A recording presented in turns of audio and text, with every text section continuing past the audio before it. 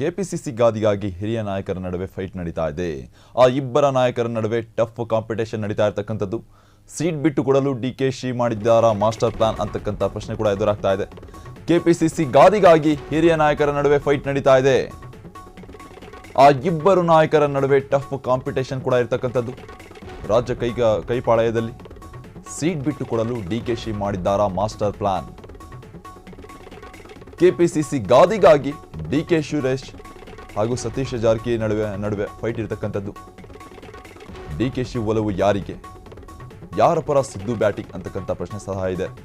ಯಾವ ಲೀಡರ್ಗೆ ಪಟ್ಟ ಕಟ್ಟುತ್ತೆ Congress high command. KPCC ಗಾದಿಗಾಗಿ ಹಿರಿಯ ನಾಯಕರ ನಡುವೆ ಫೈಟ್ ನಡೀತಾ ಇದೆ. ಆ ಇಬ್ಬರು ನಾಯಕರ ನಡುವೆ ಟಫ್ ಕಾಂಪಿಟೇಷನ್ ಕೂಡ ಇರತಕ್ಕಂಥದ್ದು. ಸೀಟ್ ಬಿಟ್ಟು ಕೊಡಲು ಡಿಕೆಶಿ ಮಾಡಿದ್ದಾರಾ ಮಾಸ್ಟರ್ ಪ್ಲಾನ್. ಕೆಪಿಸಿಸಿ ಗಾದಿಗಾಗಿ ಡಿಕೆ ಸುರೇಶ್ ಹಾಗೂ ಸತೀಶ್ ಜಾರಕಿಹೊಳಿ ನಡುವೆ ಫೈಟ್ ಇರತಕ್ಕಂಥದ್ದು. ಡಿಕೆಶಿ ಒಲವು ಯಾರಿಗೆ ಹಾಗೂ ಯಾರ ಪರ ಸಿದ್ದು ಬ್ಯಾಟಿಂಗ್ ಮಾಡ್ತಾರೆ ಈ ಒಂದು ಪಟ್ಟಕ್ಕಾಗಿ. ಯಾವ ಲೀಡರ್ಗೆ ಪಟ್ಟ ಕಟ್ಟುತ್ತೆ ಕಾಂಗ್ರೆಸ್ ಹೈಕಮಾಂಡ್ ಅಂತಕ್ಕಂಥ ದೊಡ್ಡ ಪ್ರಶ್ನೆ ಸವಾಲಾಗಿದೆ. ಈಗ ಕೆಪಿಸಿಸಿ ಗಾದಿಗಾಗಿ ಹಿರಿಯ ನಾಯಕರ ನಡುವೆ ಫೈಟ್ ನಡೀತಾ ಇದೆ ಕಾಂಗ್ರೆಸ್ ಕೈಪಾಳಯದಲ್ಲಿ. ಆ ಇಬ್ಬರು ನಾಯಕರ ನಡುವೆ ಟಫ್ ಕಾಂಪಿಟೇಷನ್ ಇರತಕ್ಕಂಥದ್ದು. ಸದ್ಯಕ್ಕೆ ಸೀಟ್ ಬಿಟ್ಟು ಕೊಡಲು ಡಿಕೆಶಿ ಮಾಡಿದ್ದಾರಾ ಮಾಸ್ಟರ್ ಪ್ಲಾನ್.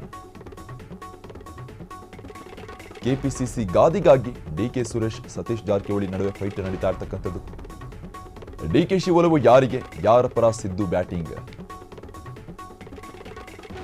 ಯಾವ ಲೀಡರ್ಗೆ ಪಟ್ಟ ಕಟ್ಟುತ್ತೆ ಕಾಂಗ್ರೆಸ್ ಹೈಕಮಾಂಡ್ ಅಂತಕ್ಕಂಥ ಪ್ರಶ್ನೆ ಕೂಡ ಸದ್ಯ ಮೂಡ್ತಾ ಇದೆ. ಕೆಪಿಸಿಸಿ ಗಾದಿಗಾಗಿ ಹಿರಿಯ ನಾಯಕರ ನಡುವೆ ಫೈಟ್ ನಡೀತಾ ಇರತಕ್ಕಂಥದ್ದು. ಸತೀಶ್ ಜಾರಕಿಹೊಳಿ ಹಾಗೂ ಡಿಕೆ ಸುರೇಶ್ ಅವರ ನಡುವೆ ಫೈಟ್ ನಡೀತಾ ಇರತಕ್ಕಂಥದ್ದು.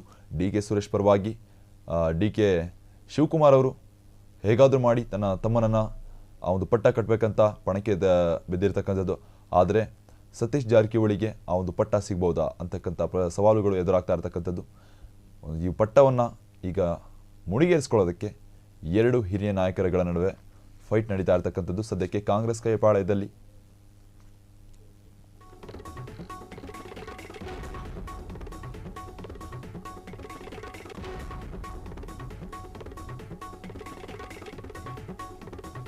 ಕಾಂಗ್ರೆಸ್ ಪಾಳಯದಲ್ಲಿ ಬಿರುಗಾಳಿ ಎಬ್ಬಿಸಿದ ಕೆಪಿಸಿಸಿ ಸೀಟ್ ಫೈಟ್. ತಮ್ಮನ ರಾಜಕೀಯ ಜೀವನಕ್ಕೆ ಮೈಲೇಜ್ ನೀಡಲು ಡಿಕೆಶಿಗ ಮುಂದಾಗಿರ್ತಕ್ಕಂಥದ್ದು. ಕೆಪಿಸಿಸಿ ಜೊತೆ ಕೆಲ ಸಚಿವ ಸ್ಥಾನಗಳನ್ನು ನಿರ್ವಹಿಸುತ್ತಿರುವ ಡಿಕೆಶಿ ಅವರು, ಆದರೆ ಸತೀಶ್ ಜಾರಕಿಹೊಳಿಗೆ ಮಾತ್ರ ಕೆಪಿಸಿಸಿ ಗಾದಿ ಮೇಲೆ ಕಣ್ಣು ಇರ್ತಕ್ಕಂಥದ್ದು. ಹೀಗಾಗಿ ಸಮರ್ಥ ನಾಯಕನನ್ನ ಕುರ್ಚಿ ಬಿಟ್ಟು ಕೊಡಲು ಡಿಕೆಶಿ ಪ್ಲಾನ್ ಮಾಡಿಕೊಂಡಿರ್ತಕ್ಕಂಥದ್ದು. ತಮ್ಮನಿಗೆ ಕೆಪಿಸಿಸಿ ಸ್ಥಾನ ಬಿಟ್ಟುಕೊಡಲು ಡಿಕೆ ಶಿವಕುಮಾರ್ ತಂತ್ರವನ್ನು ಹೆಣೆತಿದ್ದಾರೆ ಕಾಂಗ್ರೆಸ್ ಕೈಪಾಳಯದಲ್ಲಿ. ಮತ್ತೊಂದೆಡೆ ಸತೀಶ್ ಬೆನ್ನಿಗೆ ಸಿಎಂ ಸಿದ್ದರಾಮಯ್ಯ ಅವರು ನಿಂತಿರ್ತಕ್ಕಂಥದ್ದು. ಕಾಂಗ್ರೆಸ್ನ ನಿಷ್ಠಾವಂತ ಲೀಡರ್ ಎಂದು ಗುರುತಿಸಿಕೊಂಡಿರ್ತಕ್ಕಂಥದ್ದು ಸತೀಶ್ ಜಾರಕಿಹೊಳಿ ಅವರು. ಸದ್ಯಕ್ಕೆ ಕೆಪಿಸಿಸಿ ಕುರ್ಚಿ ವಿಚಾರವಾಗಿ ಸಿದ್ದು ಡಿಕೆಗೆ ಈ ನಡುವೆ ಫೈಟ್ ಸಹ ಇರ್ತಕ್ಕಂಥ ಒಂದು ಸಾಧ್ಯತೆ ಇದೆ. ಕಾಂಗ್ರೆಸ್ ಪಾಳಯದಲ್ಲಿ ಬಿರುಗಾಳಿ ಎಬ್ಬಿಸಿರ್ತಕ್ಕಂಥದ್ದು. ಸದ್ಯಕ್ಕೆ ಈ ಕೆಪಿಸಿಸಿ ಅಧ್ಯಕ್ಷರ ಗಾದಿ ತಮ್ಮನ ರಾಜಕೀಯ ಜೀವನಕ್ಕೆ ಮೈಲೇಜ್ ನೀಡಲು ಮುಂದಾಗಿರ್ತಕ್ಕಂಥದ್ದು ಡಿಕೆ ಶಿವಕುಮಾರ್ ಅವರು. ಕೆಪಿಸಿಸಿ ಜೊತೆ ಕೆಲ ಸಚಿವ ಸ್ಥಾನಗಳನ್ನು ಡಿಕೆಶಿ ಅವರು ನಿರ್ವಹಿಸುತ್ತಿದ್ದಾರೆ. ಆದರೆ ಸತೀಶ್ ಜಾರಕಿಹೊಳಿಗೆ ಮಾತ್ರ ಕೆಪಿಸಿಸಿ ಗಾದಿ ಮೇಲೆ ಕಣ್ಣು ಇರ್ತಕ್ಕಂಥದ್ದು. ಹೀಗಾಗಿ ಸಮರ್ಥ ನಾಯಕನನ್ನು ಕುರ್ಚಿ ಬಿಟ್ಟುಕೊಡಲು ಡಿಕೆಶಿ ಅವರು ಪ್ಲಾನ್ ಸಹ ಮಾಡಿಕೊಂಡಿದ್ದಾರೆ. ತಮ್ಮನಿಗೆ ಕೆಪಿಸಿಸಿ ಸ್ಥಾನ ಬಿಟ್ಟುಕೊಡಲು ಡಿಕೆ ಶಿವಕುಮಾರ್ ತಂತ್ರವನ್ನು ಹೆಣೆತಿದ್ದಾರೆ.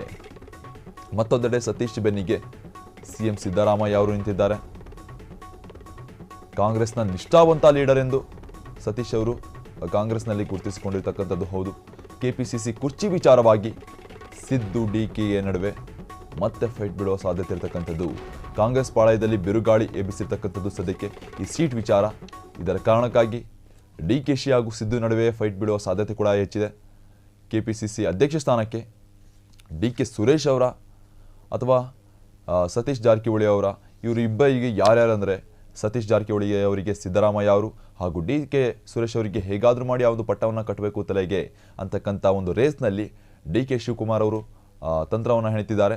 ಈ ಇಬ್ಬರಲ್ಲಿ ಆ ಪಟ್ಟ ಯಾರಿಗೆ ಸಿಗುತ್ತೆ, ಯಾರ್ಯಾರ ಸಪೋರ್ಟ್ ಯಾರಿಗೆ ಇರುತ್ತೆ ಅನ್ನೋದನ್ನು ಕಾದು ನೋಡಬೇಕಿದೆ.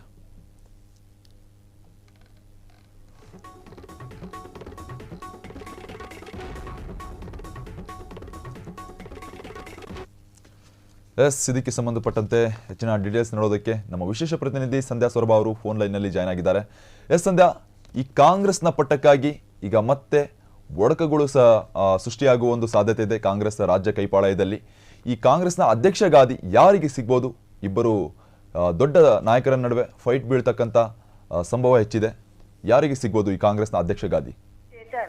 ಅತ್ಲಾಗೆ ಬೆಳಗಾವಿ ಅಧಿವೇಶನ ಮತ್ತು ಪಂಚಮಸಾಲೆ ಹೋರಾಟದ ರಾಜ್ಯ ರಾಜಕಾರಣದ ಚಿತ್ತ ಹೋದ್ರೆ ಇಲ್ಲಿ ಕೆಪಿಸಿಸಿ ಅಧ್ಯಕ್ಷ ಗಾದಿಗೆ ಸದ್ದಿಲ್ಲದಂತ ಸರ್ಕಸ್ ನಡೀತಾ ಇದೆ. ಯಾಕಂದ್ರೆ ಈಗಾಗ್ಲೇ ಕೆಪಿಸಿಸಿ ಅಧ್ಯಕ್ಷ ಗಾದಿಗೆ ಸತೀಶ್ ಜಾರಕಿಹೊಳಿ, ಲೋಕೋಪಯೋಗಿ ಸಚಿವ ಸತೀಶ್ ಜಾರಕಿಹೊಳಿ ಹೆಸರು ಕೇಳ್ಬರ್ತಾ ಇತ್ತು. ಡಿಸಿಎಂ ಡಿ.ಕೆ. ಶಿವಕುಮಾರ್ ಅವರನ್ನ ಕೆಳಗಿಸಿ ಇವರನ್ನ ಮೇಲೇರ್ತಾರೆ ಅಂತ ಕೇಳ್ಬರ್ತಾ ಇತ್ತು. ಆದ್ರೆ ಇದೀಗ ಬದಲಾದ ರಾಜಕೀಯ ಪರಿಸ್ಥಿತಿ, ಅದು ಕೂಡ ಉಪಚುನಾವಣೆಯಿಂದ. ಯಾಕಂದ್ರೆ ಶಿಗ್ಗಾವಿ ಉಪಚುನಾವಣೆ ನಡೀತು. ಅಲ್ಲಿ ಲಿಂಗಾಯತ ಮತಗಳೇ ಕೂಡ ಜಾಸ್ತಿ ಇದ್ರು. ಅಲ್ಲಿ ಒಂದು ಲೆಕ್ಕಾಚಾರದ ಪ್ರಕಾರ ಭರತ್ ಬೊಮ್ಮಾಯಿ ಏನು ಸಂಸದಾಗಿರುವಂತ ಮಾಜಿ ಸಿಎಂ ಬಸವರಾಜ ಬೊಮ್ಮಾಯಿ ಅವರ ಮಗ ಗೆಲ್ತಾರೆ ಅಂತ ಬಹುತೇಕ ಇದ್ರು ಕೂಡ ಅಲ್ಲಿನ ಗೇಮ್ ಅನ್ನ ಚೇಂಜ್ ಮಾಡಿದ್ದು ಸತೀಶ್ ಜಾರಕಿಹೊಳಿ. ಹಾಗಾಗಿ ಅವರು ಅಲ್ಲಿ ಉಸ್ತುವಾರಿ ವಹಿಸ್ಕೊಂಡಿದ್ರು ಸತೀಶ್ ಜಾರಕಿಹೊಳಿ ಆ ಚುನಾವಣೆಯ.